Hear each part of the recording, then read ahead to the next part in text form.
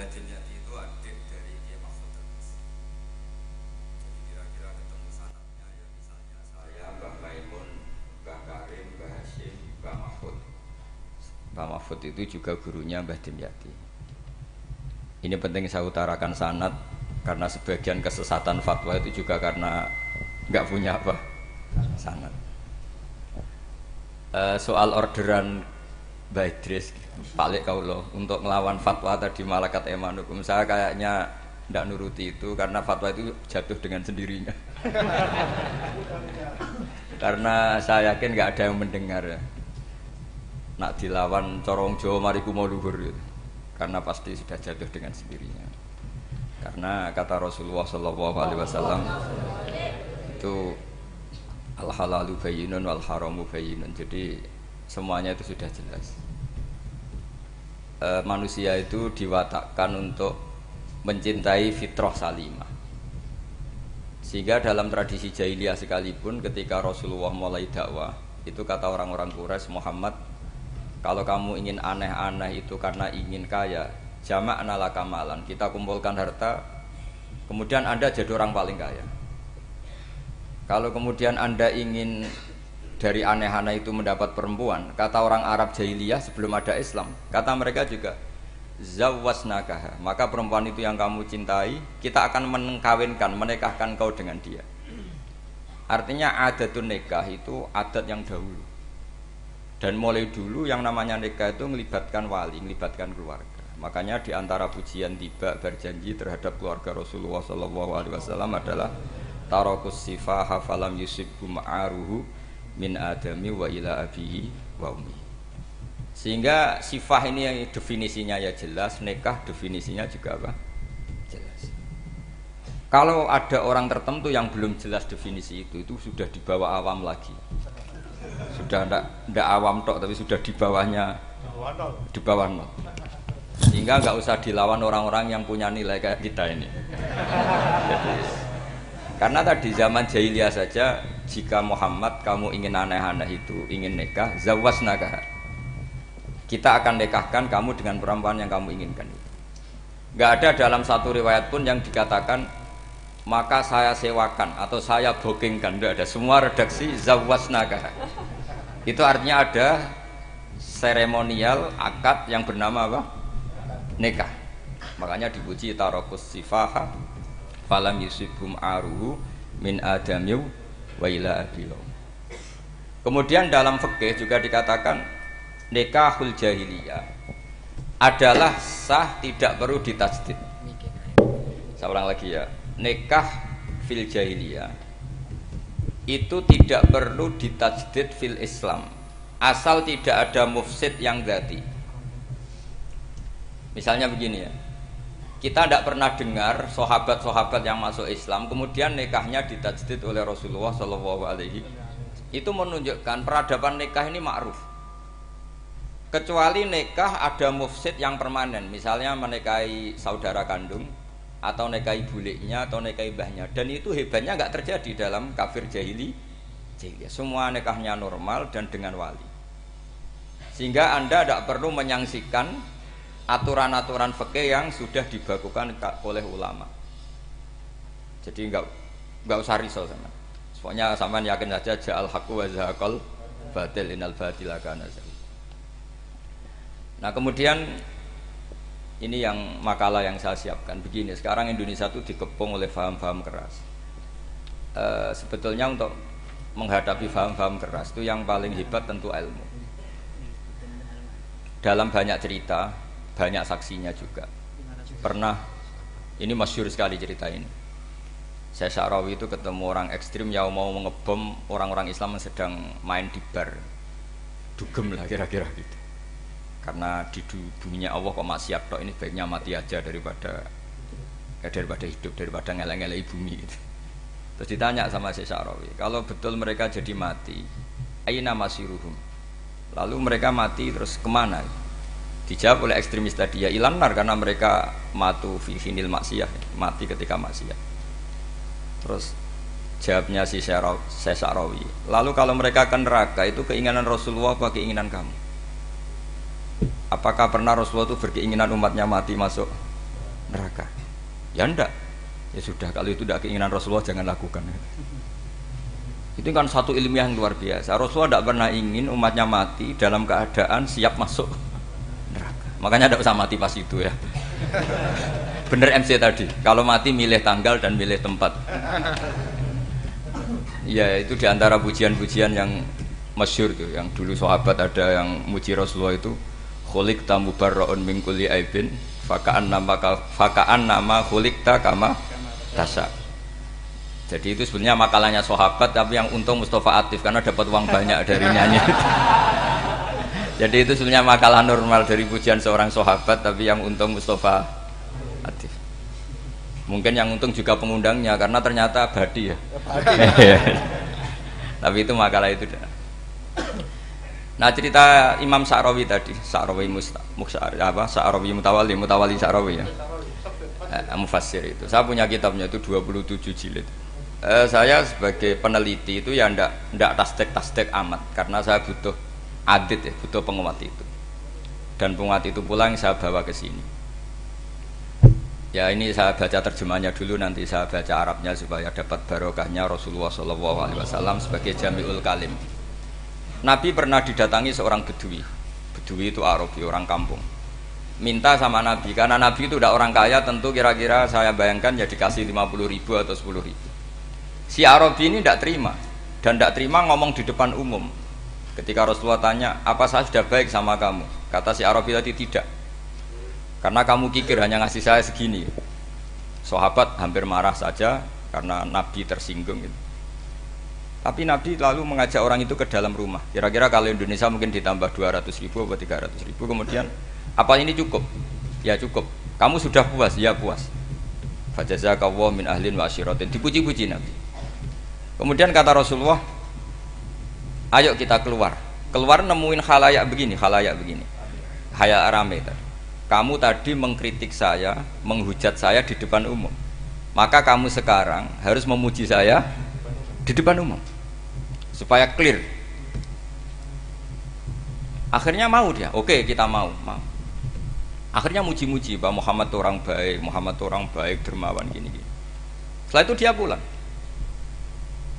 Hebatnya Rasulullah ketika pulang kata Nabi begini, sabda Nabi gini, kalau saja dia pas benci saya itu kok mati. Saya ulang lagi, kalau saja dia pas komentari saya buruk tadi kok mati, maka dia mati sebagai min ahlin nar karena berstatus pencaci maki Nabi. Akhirnya dia muji Nabi itu lewat disuap, lewat dikasih uang lagi. Loh itu sudah sah. Jadi saking baiknya Allah, Islam suapan itu juga sah. Itu kan muji Nabi itu karena disuap. Makanya ini penting. Sehingga dalam khazanah Islam itu memang agak aneh-aneh. Jadi di antara ceritanya dalam hukum-hukum Islam itu ada orang fasiknya minta ampun, tapi minta karena iman sama hadis bahwa nanti kalau ada orang mati disaksikan orang dua, apalagi kalau 4 min ahlil jannah, maka dia min ahlil jannah. Itu dia fasiknya minta ampun, nyewa orang. Nanti kalau saya mati bilang saya orang baik. Betul. Setelah dia mati bayar. Ini baik. Satu kampung nggak ada yang percaya ini saksi bohong. Tapi sama Allah diampuni karena kesaksian suapan. Lalu berarti jenengan ngalalo suap ya ndak, saya ada ngalalo suap, ngalalo sedekah. Karena sekarang kalau ada caleg bayar katanya sedekah. Ya sedekah terpaksa. Ini penting saya utarakan karena apa? Allah itu menilai itu tidak sama dengan pikiran kita. Makanya kubu sebelah ini terlalu ekstrim, memaksa Allah berpikiran kayak dia. Satu karena kurang ngaji, nomor dua ya tadi emosinya lebih tinggi ketimbang intelektualnya. Ini penting saya utarakan. Ternyata orang yang nyuap tadi apa nilainya plus, yaitu dia iman sama dawe Rasulullah SAW. Kalau yang namanya saksi itu penting, cuma dia mendapat cara itu lewat suap. Tapi kan iman kalau dawe Nabi itu benar, kalau ada saksinya pasti min ahlil jannah. Terus dia nyari saksi harus dibayar. Sekarang sama iya 1 jutaan. Sekarang saya tanya di KPPS atau di mana-mana saksi pemilu itu dibayar enggak? Dibayar sah apa enggak? Sah. Jadi kadang kebenaran itu harus dibayar. Ini penting saya utarakan karena ada orang perempuan cantik dirayu, digaji supaya main di klub, dibayar jadi orang maksiat. Lalu mungkin ada ustadz gaji dia, bayar dia supaya mondok. Gak tahu terusannya apa, terus diwahyuh apa enggak tahu saya. Pertanyaannya, ketika kamu bayar kemudian jadi santri, itu kamu dosa nyuap apa dosa sodako membiayai proses kebenaran? Sodako. Tapi kalau yang bayar untuk jadi pegawai klub maka membiayai kemaksiatan. Maka pembiayaan ini penting secara fikih. Arahnya kemana? Ke hak apa ke batil? Sehingga di Fathul Mu'in diterangkan, misalnya ada orang layak jadi pemimpin dan kemudian rivalnya itu orang yang menyesatkan atau calon perusak bangsa. Ya, maka calon pemimpin yang soleh itu wajib berkompetisi meskipun bibadlil mal. Karena kalau yang mimpin orang fasik, kampung ini rusak. Kalau yang mimpin orang soleh, kalau nggak bayar juga nggak jadi. Maka wajib bayar. Lah yang soleh bayar ini berstatus sedekah, tapi yang batil ini berstatus suap. Kenapa demikian? Karena yang namanya riswah atau ada yang baca ruswah adalah pembayaran untuk mengehakkan barang batil dan membatilkan barang hak. Sementara pembiayaan orang soleh adalah untuk memperkuat hak. Nah orang tuh nggak tahu, yang ngajinya ndak hatam-hatam tuh taunya pokoknya ar-rosi wal murtasi benar. Tapi nggak pernah mikir lalu definisi riswah atau ruswah itu apa. Ini bukan provokasi supaya semua calon bupati gubernur nyuap ndak, hanya nyuruh mereka sodako saja. Jadi kalau nggak jadi, tapi sodako betul ya, kalau nggak jadi ya tetap ikhlas, ngomong dari awal memang sodako. Lah soal gremeng ya bawaan manusia gitu ya. Ya nggak apa-apa, kami tetap gremeng. Ini penting saya utarakan, makanya menurut saya itu bangga dengan Pak Hamid karena sepupu mbah saya itu karena alimnya. Meskipun banyak orang mensifati beliau wali dan memang wali betul, tapi saya tetap menstatuskan beliau orang alim yang dari kelaziman alim itu beliau wali. Jangan dibalik, wali dulu baru alim. Karena dalam beliau orang Lasem dan kaidah di Lasem itu fakullu alimin waliyullah walaysa kullu walilah aliman. Jadi kalau kaidah di daerah Jawa Tengah itu semua orang alim pasti wali, tapi kalau wali tidak mesti alim. Sehingga kalau menstatuskan alim itu keren, kalau di Jawa Tengah status alim itu keren. Dan soal keramat yang kaitannya dengan Mbah Mun itu masyhur itu dulu ketika Mbah Hamid santai-santai sama Pak Taifur sama keluarga lah. Beliau mau istirahat, kemudian yang datang Kiai Maimun, Mbah Mun zaman itu masih dipanggil Gus. Sopo pur, ada Pak Taifur di situ. Kata Pak Taifur, saya kalau manggil Pak D itu Gus Mun. Dan itu Mbah Hamid ngendikan rojulun alimun waliyullah. Itu orang lelaki yang alim yang waliyullah. Jadi beliau muji Mbah Mun juga alimun dulu, rojulun alimun wali. Ini penting saya utarakan karena kesanatan keilmuan beliau jelas dari beberapa keluarga di Lasem. Karena di daerah Fakhriyah itu yang tempat lahirnya Pak Hamid juga lahirnya mbah saya. Itu mbah-mbahnya sudah orang alim, termasuk Kiai Sidik Jember itu juga lahirnya di kawasan pondoknya Pak Hamid Fakhriyah.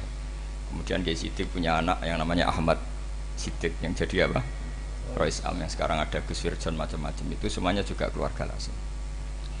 Nah saya cerita keluarga ini penting bukan karena tafakhur atau tabai, bukan, karena Allah itu membuat satu tradisi besar memang lewat dzurriyyah. Sehingga Allah ngendikan misalnya ulaikal ladzina an'ama Allahu 'alaihim minan nabiyyin min dzurriyyati Adam wa mimman hamalna ma'anuh wa min dzurriyyati Ibrahim wa Israila wa mimman hadaina wastabaina. Karena tanpa dzurriyyah itu enggak ada tradisi, enggak ada kultur. Misalnya saya menjadi hafal Quran, dulu bapak saya itu tiap zaman Pak Hamid masih sugeng, yang semaan di sini itu pasti bapak saya, namanya Kiai Haji Nur Salim. Kadang diajak baca Quran di kamarnya Kiai Hamid. Karena kalau bapak saya itu mantu ponaan sama Pak Hamid. Itu dulu bapak saya memotivasi saya supaya hafal Quran itu gini, kowe kudu hafal Quran. Nak kowe hafal Quran, iku kepaten obor. Kok anak merapal luwe duwe alasan. Jadi kalau ada Gus tidak alim itu mesti salah bapaknya. Karena kalau bapaknya bisa baca Wahab, anaknya mau baca primbon itu malu. Tapi kalau bapaknya sudah bacanya WA, anaknya jadi primbon. Era cucu sudah dukun. Era cucu sudah kayak Dimas Kanjeng, nanti itu pasti. Karena nggak ada rasa malunya. Tapi kalau bapaknya alim, baca Wahab misalnya, juga qanaah, anaknya juga itu figurnya. Terus cucunya juga gitu figurnya. Makanya disebut dzurriyyatam ba'duha min ba'd. Ini penting. Dulu Mbah Mun itu sering ngijazahi saya itu persis ijazahnya Bapak, ijazahnya Mbah Hamid. Kalau punya amplop itu ya dibeda-bedakan, ini amplop dari tamu, ini dari pejabat, ini dari orang fakir. Sehingga penggunaannya juga sesuai itu. Tidak serampangan. Karena dianggap amanat. Kalau kita salah tasarruf maka menjadi hisab. Kalau sekarang enggak, salah dikumpulkan. Orang desa salam template wadol pitik kuru, wedhus kuru. Ambek guse tuku-tuku HP seri terbaru itu kan kasihan ya. Padahal sing salam template itu ibunya kerja di Malaysia. Mungkin gelantungan ngecat tembok di Malaysia. Hasil salam template dienggo Gus tuku HP terbaru itu kan enggak imbang. Nah dienggo tuku tasbih kan sumbut. Ini bukan nyindir tapi ngamuk jadi ini penting karena semuanya itu ada hisabnya. Walatus alunna yauma idzin anin naim. Karena tradisi ini harus kita teruskan ala qadril istitha'ah. Karena itu nanti yang mengawal ilmu. Kemudian termasuk tradisi mengakui santri goblok, ini penting. Itu enggak ada santri sebarokah santri goblok. Makanya dulu Mbah Mun, Mbah Hamid, Kiai alim itu kalau sama santri goblok ya tidak benci. Enggak kayak sekarang semua orang bikin sekolah unggulan. Sekolah unggulan itu kritik saya hanya memproduksi orang-orang yang nantinya mendapat. Kalau kamu punya santri hafal Quran, nanti hadiahnya umroh. Langlanya umroh, santri pinter hadiahnya beasiswa. Tapi hubungannya sama negara itu mendapat. Sementara santri yang goblok hidup di pedalaman Kalimantan karena di sana belum ada masjid, bikin masjid dia. Sebagian hartanya dipakai masjid, sebagian hartanya dipakai bangun masjid.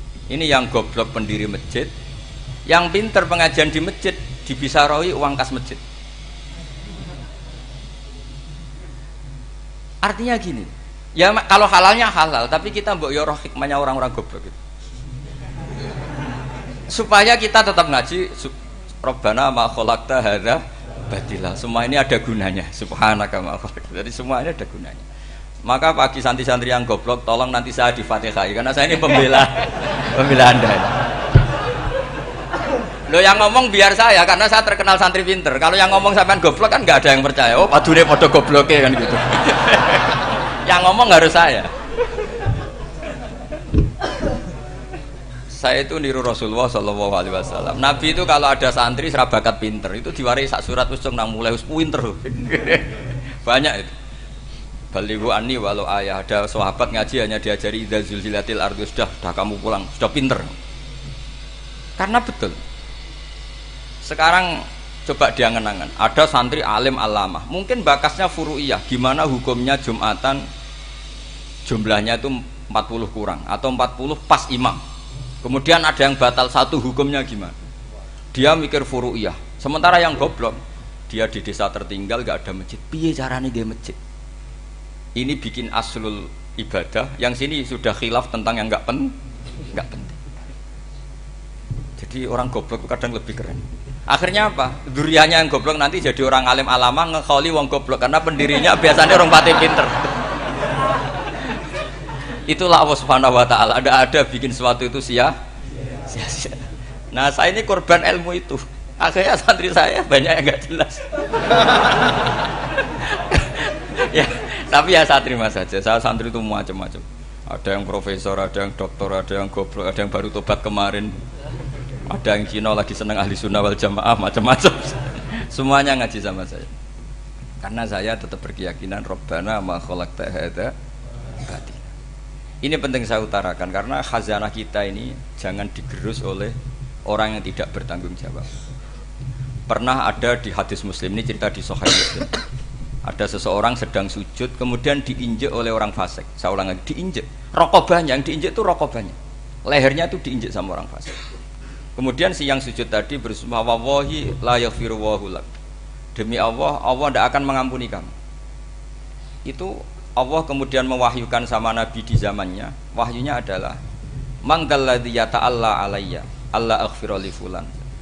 Laqad ghafartu dzunuba wa ahbattu amalak. Siapa yang mencantut namaku dengan menstatuskan saya tidak bisa memberi maaf. Sungguh orang itu saya maafkan dan yang ahli ibadah amalnya tak cabut semua, tak hapus semua. Karena Allah tuh nggak boleh distatuskan sesuai keinginan kita.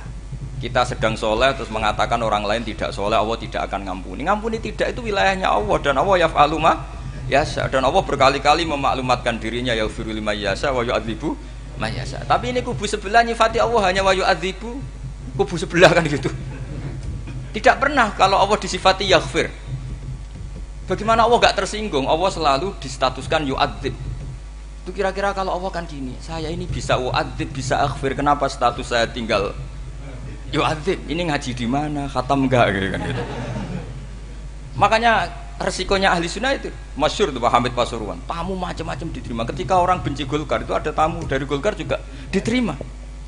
Ketika orang nggak mau diberi hadiah oleh orang Golkar, Pak Hamid ya diterima. Bilang ke bapak, wong aku lomo wae nur, duit engko ana gunane dhewe. Sing marai rawan hisab itu kan kamu dapat uang nggak jelas kemudian kamu pakai pribadi. Kalau orang-orang soleh kan nggak pernah dipakai, kan aman saja. Loh, dihisap apanya? Wong hanya pralon, kalau istilahnya Mbah Hamid itu pralon. Datang diberikan orang lagi, datang diberikan. Kalau kena kamu kan hisap. Terus kamu nyate makan wareg glegeken. Wah itu uangnya nggak jelas dipakai nyate glegeken, ya mesti hisap. Kalau nggak jelas ya disedekahkan. Kalau ingin bebas apa? Hisap. Tapi kalau sering sedekah biasanya nggak bebas dari miskin. Tapi kalau kamu wali kan tetap kayak Pak Hamid itu masyhur bisa kok, tapi kan nggak jadi miskin. Kamu nggak terkenal sakok tapi miskin. Ini nggak wali. Ini penting. Jadi kebanyakan orang ekstrim karena mensifati Allah Taala itu hanya dengan status yu'adzib, tidak dengan status yaghfir. Dan itu mereka harus ngaji lagi. Kurang apanya Rasulullah SAW? Nabi sebagai manusia benci sekali sama pembunuh Hamzah karena qatilu ahabbin nasi ila Rasulillah, yaitu sama Wahsy. Siapa yang enggak tahu Wahsy? Qatala ahabban nasi ila Rasulillah, itu qatala Hamzah. Dan ketika Nabi nyuwun sewu maksud-maksudna Wahsy, Allah malah nurunkan ayat laisa laka minal amri syai'un aw yatuba alaihim. Ada pilihannya aw yatuba alaihim. Apa yang terjadi? Justru Allah mentobati Wahsy. Memaafkan Wahsy, mentobati Wahsy. Ada sahabat yang dipuji Nabi Hamamatul Masjid, akhirnya su'ul khotimah. Kita tahu ceritanya siapa? Sa'labah. Makanya kata Mbah Mun sering cerita ke saya, banyak orang darani saya itu tidak jelas, kata Mbah Mun, karena saya sama siapa saja baik, sehingga banyak yang nuduh saya itu tidak jelas. Kata beliau, ulama paling jelas ya saya ini, karena masih orisinil, kata beliau. Tapi pakai bahasa Jawa, karena tadi Mbak Idris bilang ada yang MA ya, Madura asli tadi, makanya saya terpaksa bahasa Indonesia tadi. Kata Mbah Mun, ulama paling jelas ya saya, karena saya menyikapi siapa saja baik, karena di hati saya hanya membaca laisa laka minal amri syai'un aw yatuba alaihim aw yu'adziba. Kenapa kamu vonis si buruk? Bisa saja nanti baik. Yang sedang baik bisa saja nanti bu. Kalau nasib seseorang nggak jelas, kenapa kamu sikapnya jelas? Nah, ini orang-orang nggak ngaji itu memaksa orang lain jelas. Ini kubu sebelah pasti salah, ini pasti benar. Wong manusia kok dipasti-pastikan gimana? Kita ini tidak nabi. Kalau nabi maksum pasti benar. Kalau sampean? Maksum bisa. Apa? Maksum bisa. Jadi ketidakjelasan para ulama ini berdasar konstitusi tadi, bahwa itu wilayahnya Allah Subhanahu wa Ta'ala. Ini penting saya utarakan. Jadi penting sekali. Jadi orang yang sedang fasik sekarang bisa saja nanti tobat. Yang sedang sekarang soleh bisa saja nanti masalah. Sehingga Rasulullah tetap mengajarkan ya muqallibal qulub tsabbit qalbi ala dinik. Jadi kalau ngaji itu khatam. Khatam itu begini misalnya ya. Saya pernah ngaji Ihya, belajar Ihya khatam. Bahkan saya punya takrirannya berdasar kitab Ithaf, sarahnya Ihya. Kalau ingin tahu sanadnya sarah Ihya, ya misalnya Gus Idris ini, Idris ngaji Mbah Hamid Pasuruan, ngaji Mbah Dimyati. Mbah Dimyati ini ngaji sama kakaknya Kiai Mahfud Termas. Kiai Mahfud ngaji sama abahnya Kiai Abdullah. Kiai Abdullah ngaji sama abahnya Kiai Abdul Manan. Kiai Abdul Manan ini mulazim terhadap Sayyid Murtado Az-Zabidi. Jadi kalau santri Salafiyah ini ya kira-kira tokoh Sabiah. Karena Mbak Idris Sadisa ya kira-kira sampean itu dari pengarang Ithaf itu baru tokoh berapa? Sabiah, masih keren. Turun pitu. Masih kaya lah. Lah kamu kok miskin? Turun ke 8 katanya kan. Jadi nanti kalau masih keren. Itu sampean ngaji kitab kalau khatam. Saya ulang lagi, kalau khatam itu memang ada bab-bab di mana ulama itu harus tegas, harus tafriq bainal haqqi wa bainal batil. Oke, itu bagus. Mana yang hak, mana yang batil kita bedakan. Di bab itu bagus. Tapi kalau nanti kamu ngaji bab tawadhu, lihat di Bidayatul Hidayah atau di semua kitab tasawuf bab tawadhu itu, kalau melihat kamu orang kafir, kamu melihat orang apa? Kafir. Ini aso ma'akufri, ini maksiat wajar dia kafir. Saya ini muslim kok maksiat. Fadam bi akbah, maka dosa saya lebih buruk. Melihat orang tua, mesti ada aksaru ibadatan, ini lebih tua, mesti ibadahnya lebih banyak. Nanti kalau melihat anak kecil, ada asgharu minni sinnan, pasti maksiatnya banyak saya. Sehingga terus evaluasi gitu, sehingga nggak pernah takabur. Misalnya di sini, saya ini kan gayanya keren, duduk di atas sampean di bawah. Gayanya tok, hakikatnya sampean lebih sombong karena memerintahkan saya.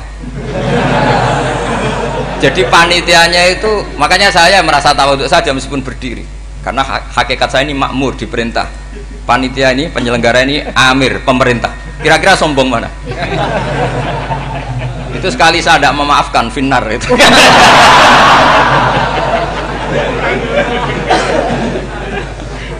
Tapi insya Allah tak maafkan lah.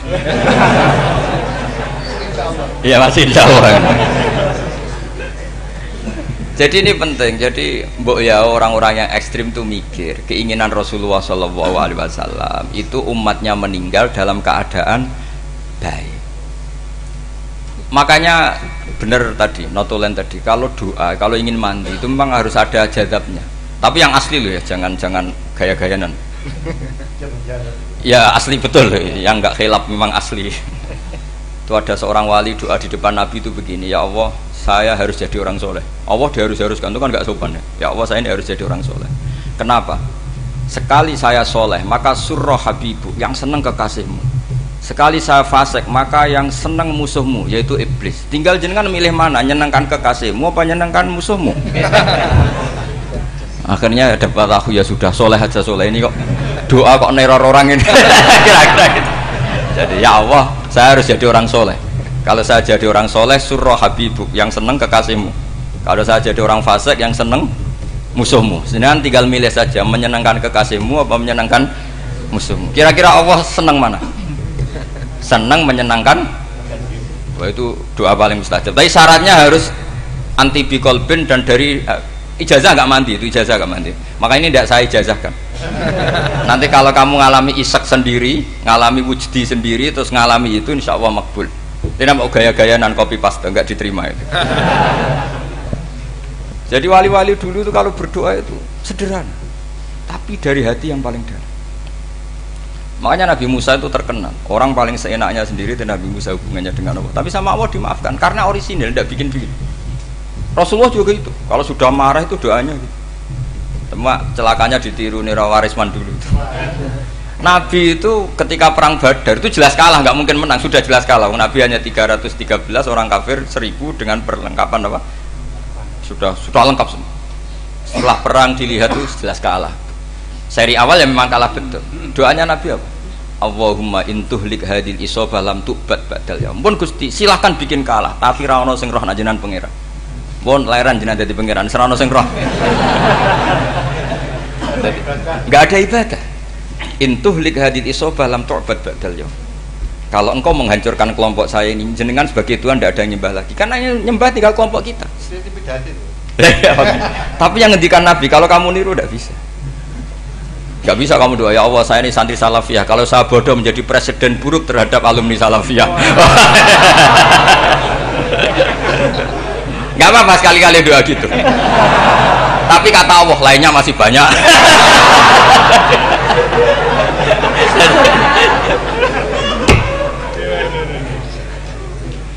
Tapi itu syaratnya tadi harus ada al-wujdi wasima. Jadi makanya Imam Ghazali punya kitab al-wujdi wasima.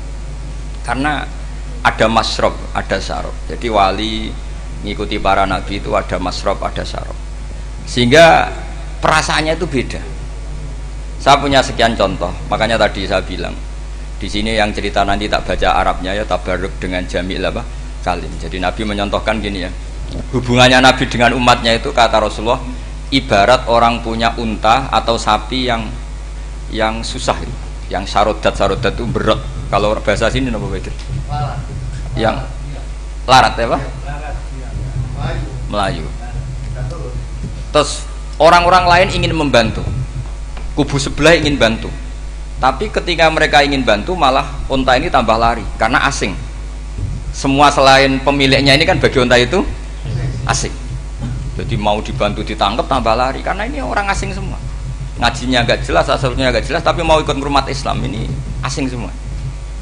Akhirnya kata Nabi yang punya unta itu tadi datang, kemudian ngambil rumput, terus unta itu dipanggil, kemudian unta itu ngikuti. Kata Nabi, ibarat saya seperti itu. Kalau saya yang memimpin Islam, saya yang merawat umat saya, maka umat akan mudallalah, akan nurut. Tapi kalau yang rumat kalian, malah Islam menjadi kacau. Kenapa menjadi kacau? Karena tadi nyifati Allah saja salah. Orang Islam baik dihukumi kafir hanya karena tahlilan, hanya karena manakiban dihukumi kafir. Sekarang inginnya Nabi orang menjadi muslim apa kafir? Inginnya Nabi orang menjadi muslim apa kafir? Muslim. Lalu gara-gara melakukan perilaku tertentu dihukumi kafir. Iya, ziarah wali songo musyrik, nyekel patok musyrik. Katanya minta sama mayit. Padahal saya andekan jadi mayit itu diziarahi sampean enggak seneng. Enggak senengnya karena ya kadang murid itu ziarahi gurunya ya kurang ajar. Masa gurunya dibilang gini, "Ya Allah, in kana muhsinan fazid fi ihsani, wa in kana musian fatajawaz anhu." Kata gurunya, "Soleh tenan darani ingkana." Makanya saya tidak suka zaman ziarah ke saya, kecuali doanya ditasihkan dulu ke saya. Makanya nggak boleh ziarah itu pada Nabi, bisa murtad kan? Coba itu baca di depan Nabi, murtad gak? Ya Allah, kali ini baik maka gini, kalau buruk. Masa Nabi baiknya ingkana? Lah orang-orang yang menyerang kita kan, itu nggak ada zaman sahabat doa seperti itu. Ya mesti nggak ada, mana mungkin sahabat baca itu di depan Nabi. Masa Nabi didoain, ya Allah kalau dia baik maka fazid, maka kalau dia buruk, ya nggak mungkin. Lah mereka nyerang kita itu nggak ada dalam sejarah sahabat. Ya, sahabat kok nahlili Nabi itu gak nabi, mau didoain maghfir lahu. Kan ngenyek kanjeng Nabi jadi dengan maghfir lahu. Ya mesti saja sahabat gak akan tahlilan. Yang kabudut itu Rasulullah, bahkan diistilahkan kabudut saja salah. Intaqala ila rafiqil a'la. Nah kalau sampai harus ditahlili, kalau enggak yang rokok betul. Amalnya pas-pasan, dosanya berkelanjutan. Kondak gimana? Punya tanah warisan yang hasil ngerebut milik orang lain. Kamu sudah mati, dipakai anak cucumu. Ini berkelanjutan enggak dosanya? Berkelanjutan, berseri-seri. Mereka kalau nyerang kita kan sahabat tidak melakukan itu untuk Nabi, ya nggak mungkin lah sahabat mendoakan itu pada Nabi, kan nggak mungkin. Coba kalau kamu jadi mayit, terus kamu gurunya, terus ada murid kamu bilang Allahumma in kana muhsinan fazid fi ihsani wa in kana musian fatajawaz anhu. Mesti kalau kamu bisa bangun. Ya Allah, cong meyakini saya soleh itu masih ingkana. Kalau guru saya soleh, maka kalau guru saya buruk, maka itu kan taklek namanya, Pak. Itu kan kurang ajar. Loh, saya tidak pernah doa gitu di depan Pak Hamid Pasuruan, tidak pernah. Saya kalau doakan bangun ya tidak pernah gitu. Allahumma ali darajati fil jannah gitu. Saya nggak pernah ingkana nggak pernah. Karena andekan itu saya juga sama kok. Cuma kalau ada orang doa di bangun gitu ya karena orang lain ya tak biarin. Tapi saya tidak bilang amin, ya biarin aja sudah. Tapi kalau santri sarang nggak usah lah doa ya apa? Ingkana kok. Masa meyakini solehnya gurunya kok nunggu apa? Ini bukan ijazah, ini marah ini. Jadi pelurusan ini. Saya ulang lagi, ngaji itu harus khatam. Pentingnya khatam tadi, kalau di bab tafriq bainal haqqi wa bainal batin, akan kubu sebelah ini benar karena tegas. Tapi kitab itu tidak hanya bab itu, juga ada bab tawadhu. Di bab tawadhu itu, misalnya kita melihat orang kafir, ini wajar maksiat kan dia kafir. Masa saya mukmin maksiat? Dan ini kafir bisa saja nanti husnul khotimah, saya muslim bisa saja su'ul khotimah. Sehingga tetap tawadhu. Melihat yang lebih sepuh ini aksaru ibadatan minni. Melihat yang kecil asghar berarti aqallu maksiatan minni, sehingga melihatnya itu tawadhu. Jadi kalau di bab tawadhu semuanya orang itu mungkin. Nah di sini Rasulullah SAW mengajarkan ketika malaikat Jabal bilang Muhammad, orang yang mendustakan kamu saya tungkepi gunung biar mati semua. Kata Rasulullah, saya berharap keluar dari tubuh mereka min aslabihim, dari keturunan mereka orang-orang sing mukmin. Sudah karuan kafir saja Nabi tidak berhenti berharap. Jangan-jangan nanti keturunannya mukmin, dan itu betul. Kita tahu Abu Lahab punya anak Darroh itu mukminah, Abu Jahal punya anak Ikrimah juga mukmin. Dulu Walid bin Mughirah musuh besarnya Rasulullah punya anak Khalid bin Walid. Sekarang orang-orang yang abangan gak hafal Quran, kadang anaknya hafal Quran. lewat program PTPQ, TPA. Kadang ngapal Quran malah anaknya ndak hafal. Makanya kalau pas wisuda sampai bingung. Gurunya itu sampai nangis. Kenapa nangis? Ini anaknya orang nggak hafal Quran tapi sudah hafal. Saya gurunya ndak hafal kata. Lah kenapa bisa jadi hafid? Karena guru sewaan kata. Itu banyak sekali. Ini penting saya utarakan supaya ekstremitas itu berkurang. Logika-logika yang dibangun ulama itu ngikuti riwayat. Agama itu ngikuti riwayat, bukan sekedar akal. Saya punya contoh ketika kitab Ihya menutup kitabnya, yaitu Imam Ghazali. Itu ada dua orang. Ini di akhir kitab Rojak dan dipakai nutup kitab Ihya sebagai rojaknya Imam Ghazali. Ada dua orang min ahli nar dipanggil sama Allah. Ini sekaligus ijazah. Kali ini ijazah betul. Yang dipanggil ke surga itu masih muqayyad dan biangkalil jahim, masih muqayyad, masih dibelenggu sama atribut neraka. Terus sama Allah ditanya, piye jong kabarin rokok? Wah syarra makanan Gusti mun rokok jenengan takokno sekarang ra enak jen. Terus kata Allah, ya sudah kamu kembali ke sana karena kamu memang orang fasik. Itu lari, semangat mau ke neraka. Ini ijazah. Semangat disuruh kembali ke neraka itu semangat lari.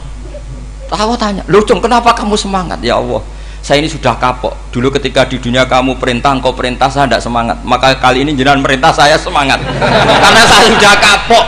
Setiap engkau perintah saya ada lari semangat ke neraka.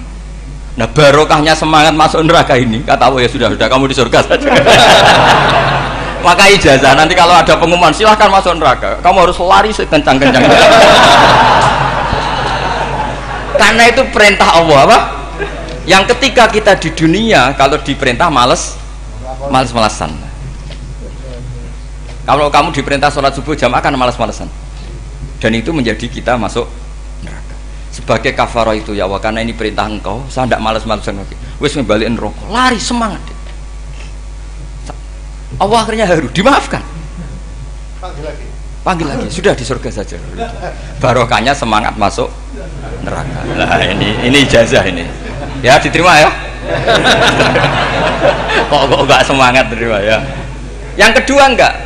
Sudah kamu kembali ke neraka, pelengahan gitu. Enggak semangat. Allah dilihat terus enggak semangat. Kenapa kamu toleh? Ya Allah, saya tidak pernah ngira ketika engkau manggil saya ke surga, kemudian engkau kembalikan lagi ke neraka. Ya sudah di surga saja. Barokahnya husnudzon. Jadi ini ijazah, kamu milih dua itu, milih yang mana terserah. Artinya apa? Logika kamu itu tidak mesti masuk apa yang dilakukan oleh Allah Subhanahu wa Ta'ala.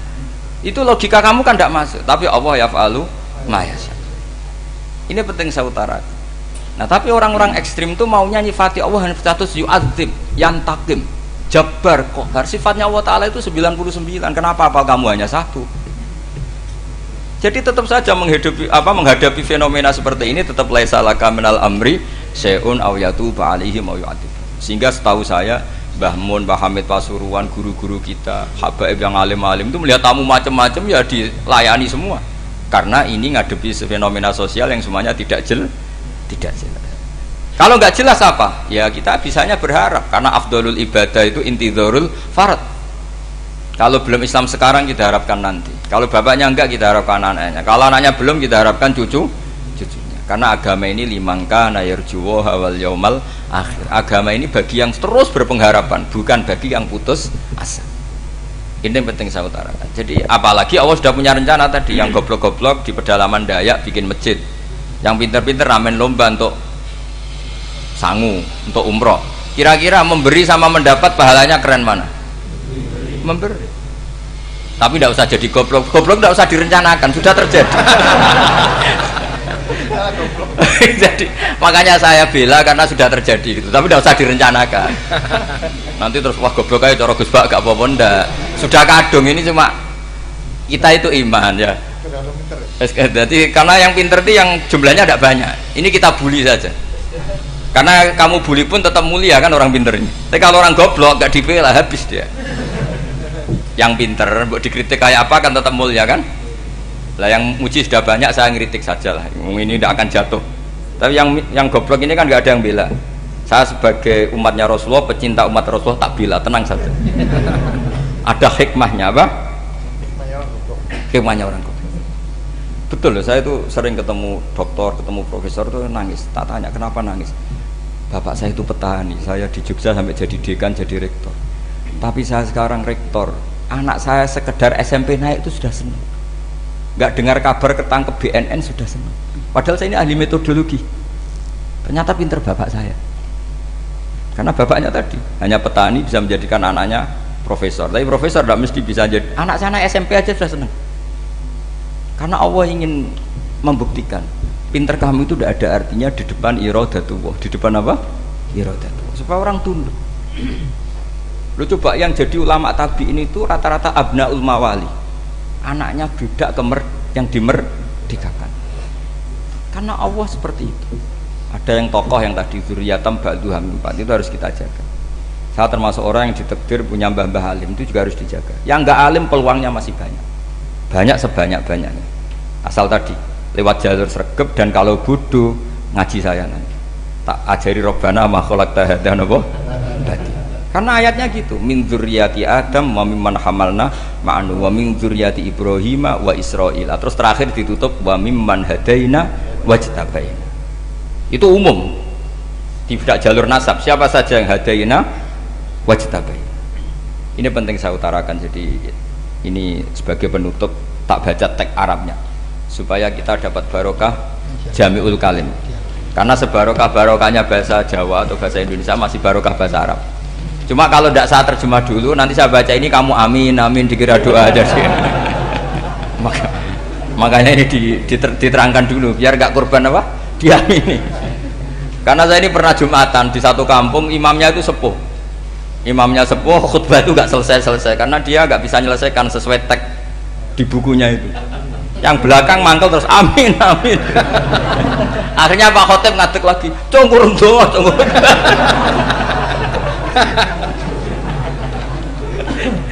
Ini masih teks Arab, tapi yang belakang sudah apa? Amin amin. Ya saya baca. Yang disimak. Bismillahirrahmanirrahim. Waruwiya anna Arabian ja'ahu yatlubu min husay'an fa'atahu. Sumaqala ahsantu ilaika. Dikasih sesuatu ya tadi saya contohkan, misalnya dikasih hanya 10.000. Qala al-arabiyullah wala ajmalta, kamu ya belum berbuat baik. Faghadibal muslimun wa qamu ilaihi. Orang-orang Islam marah besar karena Nabi dikomentari la ajmalta, kamu tidak orang baik.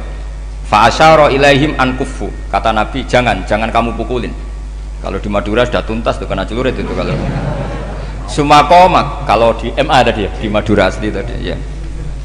Sudah tuntas. Sumakoma wa dakhala manzilahu. Setelah itu terus arsala ilahi sallallahu alaihi wasallam wa zadahu syai'an. Kemudian Nabi menyuruh dia, ayo masuk rumah terus ditambahi. Faqala ahsantu ilaika qala na'am fajazakallahu min ahlin wa asyiratin khairan. Setelah ditambah banyak sama Nabi, saya sudah baik sama kamu. Wah, baik kalau sekarang baik. Itu mengatakan baik karena ditambah uang loh. Bukan karena dari nuraninya, karena ditambah uang, ditambah duit. Amplopane ditambahin. Faqala lahu Nabi sallallahu alaihi wasallam, innaka qulta ma qulta wa fi nafsi ashabi min dzalika syai'un. Fa in ahbabta faqul baina aydihim ma qultu baik. Ma qulta baina yadayya hatta yadhaba ma fi sadrihim alaika. Kamu tadi ngomong dan menjadikan sahabat saya tersinggung. Coba sekarang klarifikasi supaya mereka clear apa?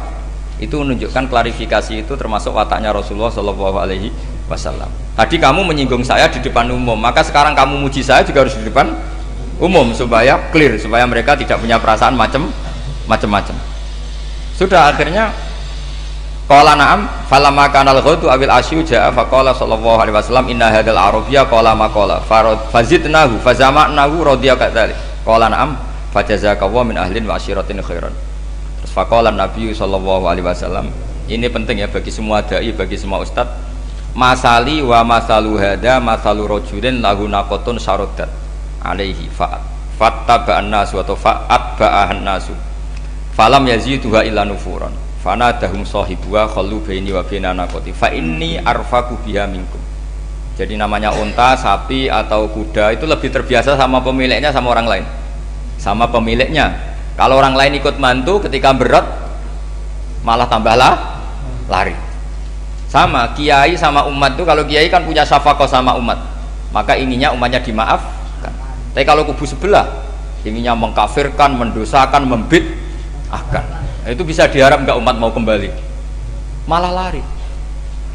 Makanya saya pernah ngalami ini serius. Ada orang tukang ngafir-ngafir wong NU gitu. Di majelis, satu majelis dengan saya. Singkat cerita saya NU pinter. Waya jamaah duhur itu waya sholat. Ayo jamaah, aku gak sholat. Kenapa? Kafir sholat bareng.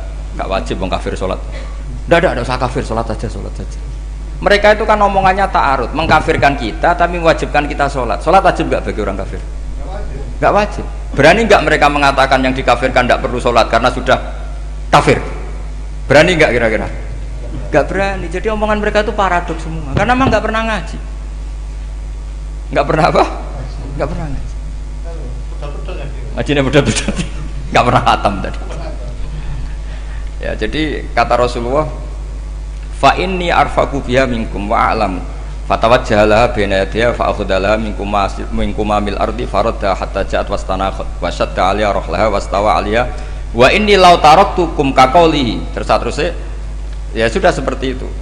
Faradda hatta ja'at wa shadda 'alaiha rahlaha wastawa 'alaiha wa inni law taraktukum terus itu walhasil itu terusannya hadis itu, kalau saya membiarkan dia dengan keyakinannya tadi mengkritik saya dan dia mati maka dakholan. Jadi intinya gini, seneng Nabi dibayar itu sah. Seneng Nabi dibayar itu sah. Seneng Nabi dibayar itu sah. Jadi ya kalau ada maulid terus kiainya ngasih makan-makan terus menjadi seneng Nabi karena ada Bukharinya, itu juga sah. Ono zaitune sah. Terus kiainya seneng karena untuk amplop juga sah. Jadi ini sudah ini sama-sama sah. Karena untuk kebaikan selalu sah. Makanya mungkin di sini, ya habis doang kajian di sini mesti ada sarapannya pertama. Yeah. Kopi dan sarapan ngaji pagi. Yeah. Jadi orang datang ingin sarapan tidak apa-apa. Tidak apa-apa, sah itu. Sah. Sayyid Muhammad juga gitu, kalau ada orang ngaji dikasih uang juga sah.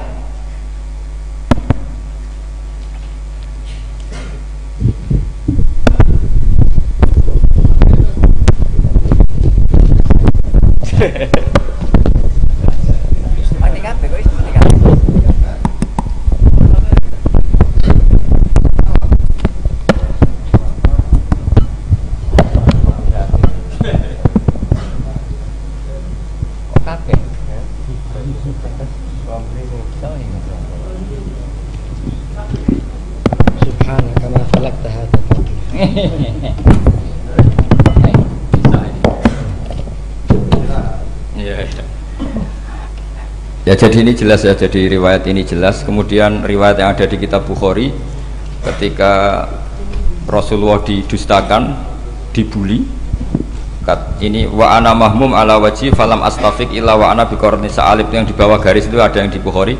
Farafatu rasi fa idzan ana bi sahabatin qad adallatni fa nadartu fa idzan fiha jibril fa nadani faqal inna wa qad sami'a qala qaumika laka wa maraddu 'alaika wa qad basa ilaika malakal jibal litamurahu bima syi'ta fihim. Fanadani malakul jibal fasallama alayhi tsumma qala ya Muhammad faqala dzalik bima syi'ta in syi'ta an udbika alim al-akhsaban faqala Nabi sallallahu alaihi wasallam bal arju ayyukhrijawahu min aslabihim ma ya'budu wa wahdah la yusyriku bihi syai'an. Jadi Nabi menghadapi yang sedang kafir saja enggak putus asa, bisa saja mereka nanti melahirkan anak-anak yang Islam. Jadi kalau ada kiai menghina orang kafir itu jangan melihat kiai kok kancanan wong kafir. Yang benar itu kiai yang penuh harapan, sehingga sama orang kafir saja berharap. Tapi sekarang enggak, kiai kancanan wong kafir, kiai kok kancanan wong fasik. Logikanya dibalik. Kiai nelateni wong kafir nak menawa anak turune masuk Islam. Kiai nelateni wong fasik anak menawa dadi soleh. Logikanya harus seperti itu. Nah, soal perang itu beda. Perang kan mereka sudah menstatuskan diri ingin bunuh kita. Tentu kita harus berani untuk mempertahankan diri. Tapi kalau kondisi normal tidak bisa seperti itu. Ini kan kondisi normal. Itu Rasulullah. Ya nggak boleh. Karena tadi. Bahkan kalau saya pernah ngaji ini di Sidogiri, pernah cerita Rasulullah jajar Nabi Nuh. Ada seorang wali, pasnya Abu Hasan Asyadili. Siapa Abu Hasan apa? Asyadili. Mimpi ketemu Rasulullah jajar Nabi Nuh. Kemudian Nabi Nuh itu digojlok sama Rasulullah. Kamu pernah maksudkan kaum kamu, bisa saja fi aslabihim atau fi zuhurihim ada nasamatan sing tu'minu billah. Sekarang misalnya begini ya, ini orang kafir. Di sini itu ada gen yang ribuan ila yaumil qiyamah. Bisa saja gen-gen yang sekarang masih di zuhurihim, karena kalau apa gen di lelaki diistilahkan fi zuhurihim, ini saja nasamatan tu'min. Nasama yang nanti mukmin. Kalau dia mati kan berarti kamu membunuh calon orang mukmin berikut. Jadi, tapi ya sama. Tapi kalau kamu bilang dibiarkan, Bisa saja ini ada nasamah sing calon kafir. Berarti kamu membiarkan kekafiran. Nah di sini hebatnya Allah. Allah bikin Nabi Nuh mewakili istihad potensi kekafiran berlanjut, sehingga beliau bilang wala yalidu illa fajiran kafaro. Paham ya kan? Rabbila tadzar alal ardi minal kafirina dayara innaka intadzarhum yudillu ibadaka wala yalidu illa fajiran kafaro. Logika itu terwakili oleh Nabi Nuh.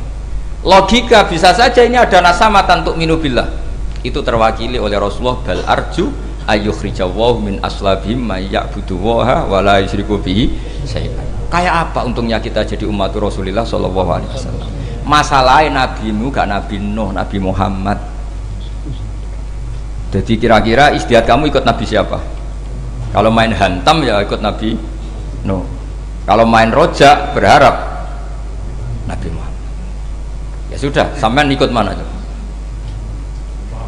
Nabi Muhammad. Ini penting saya utarakan supaya apa-apa itu terukur lewat ilmu. Ya pokoknya istilah kayak Wali Songo yang tercerminkan sampai ke kita kayak Pak Hamid, karena Pak Hamid ini sanadnya secara gen sampai Sunan Bonang, di silsilah itu sampai Sunan Bonang. Saya punya catatan nasabnya Mbah Hamid Pasuruan sampai Sunan Bonang, ditulis Mbah Khim itu. Ya, pas 40 harinya Mbah Hamid itu silsilah itu. Saya kira demikian, saya mohon maaf atas semua kesalahan. Wah, baru mulai. Ya Santi Putri itu gak usah mikir besar berat-berat, yang penting nurut suami, itu kata para suami. Tapi kalau suaminya gak layak diikuti ya diberontak saja gitu. Karena gak ada sesuatu yang luar biasa kayak perempuan. Itu kata Sayyidina Umar, pernah dia mau jalan ya, dicegat sama Khawlah itu bintu Salabah. Itu sampai 3 jam, padahal Umar sudah Amiril Mukminin. Sudah siapa? Amiril Mukminin. Tapi ketika ditanya, kenapa engkau berhenti karena orang tua ini? Kamu tahu orang tua ini siapa? Ini ketika protes itu didengar langit sabtuju, yaitu yang di ayat qad sami Allahu qaulal lati tujadiluka fi zawjiha wa tashtaki ila Allah. Jadi sing protes wong wedok ora trimo bojone, Kanjeng Nabi diprotes. Ya singkat cerita, Khawlah itu cantik. Memang contohnya harus cantik. Kalau jelek nggak bisa. Khawlah itu cantik sekali. Walhasil dia mungkin khed atau apa, lama mungkin khed. Terus suaminya datang.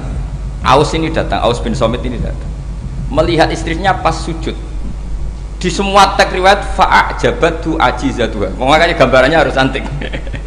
Enggak usah diterjemah ya, fa'ajabatu ajizatuha. Singkat cerita Aus itu minta dilayani saat itu juga. Si Khawlah nggak mau karena sedang ibadah. Mbok sik mas kok dalu. Enggak kowe sekarang. Saking mangkelnya karena agak kesampaian. Ya orang lanang kan gitu, mesti kotor kalau enggak kesampaian. Terus Zuhara minha, dia melakukan dihar. Anti aliyah ka dhuhri ummi. Dulu dihar dalam hukum jahiliyah adalah tolak. Setelah ditihar, Aus getulnya bukan main karena Khawlah ini cantik. Makanya contohnya cantik, karena kalau nggak cantik nggak getun gitu. Terus kalau nggak cantik juga suaminya nggak kesusu gitu. Sudah tahu semua pokoknya gitu punya nada. Singkat cerita akhirnya suaminya datang ke Rasulullah. Ya Rasulullah, saya ini sangat mencintai istri saya, tapi tadi saya keterucut dihar dia. Lalu solusinya gimana? Ini karena tambahnya khas perempuan, kata Mbak Idris, ya sudah tak turut, ini khas perempuan. Kemenangan partai apa? Perempuan. Tapi tidak PSI, ini kemenangan partai perempuan. Kata Rasulullah, sementara hukumnya begitu. Kalau dihar itu biman zilatit tolak. Ya sudah, kamu nggak bisa kumpul lagi sama dia. Istrinya dikasih tahu, protes. Apa? Hukum apa-apaan itu? Diparani Rasulullah. Ini hukum tidak benar ya Rasulullah. Ya tapi setahu saya hingga detik ini saya sebagai Nabi hukumnya baru begitu. Nggak benar. Dibuantah terus sama Nabi diancam gini, kalau engkau tidak bisa memutuskan tak laporkan Allah.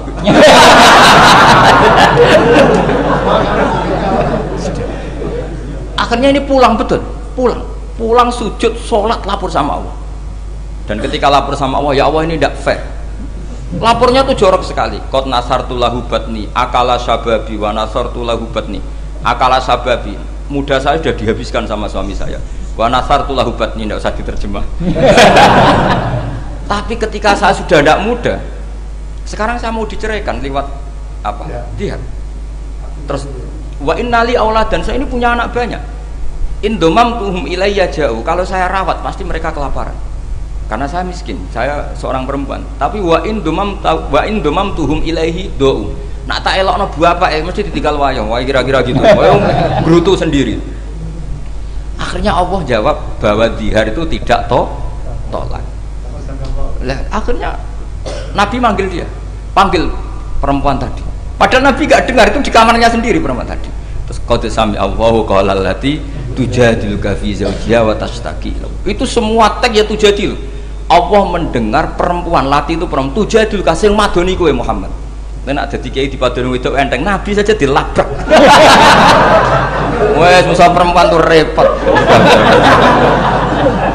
Nabi dilabrak. Sampai jadi surat Mujadilah. Makanya saya kalau baca Mujadilah dan baca Mujadalah. Ini kaitannya dengan tasrif. Jadalah yujadilu mujadalatan. Karena sekali nggak bisa tasrif nggak sah jadi mufassir. Ya jadi kalau kafaro ya kafiru ya takfiron. Iya kira-kira kan gitu. Fa'ala yufa'ilu ya tafilan. Jadalah yujadilu mujadalatan. Jadi kalau mujadalatan itu masdar, karena ini subjek pelaku mujadilah, jadi boleh mujadalah bisigotil masdar, boleh mujadilah dengan sigot isim fa'il. Karena wanita pembantah Nabi itu didengar oleh Allah. Makanya ayasma'uha Rabbul Izzah min fawqi sab'i samawat walam yasma'aha Umar. Allah saja mendengar dari langit 7, masa Umar gak mau mendengar? Jadi makanya kalau Umar macam-macam, orang nyewa khaulah, kamu yang ngomong. Kira-kira dengan Assalamualaikum warahmatullahi wabarakatuh.